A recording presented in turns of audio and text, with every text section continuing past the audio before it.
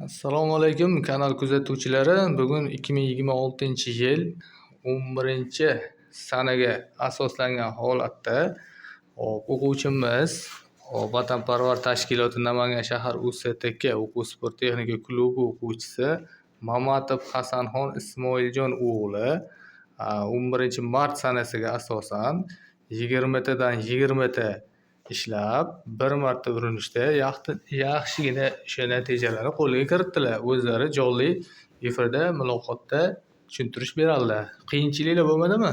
Yo'q, yaxshi. Qayerda tahsil oldingiz? Vatanparvar tashkilotida. O'qituvchilarimiz kim edi? Bahramjon o'g'liga rahmat. Natijalar yaxshi, Xudo xolasa. Qiyinchiliklar bo'lgani yo'q. Qiyinchiliklar yo'q. Bo'ldi, gap yo'q. Tabriklaymiz.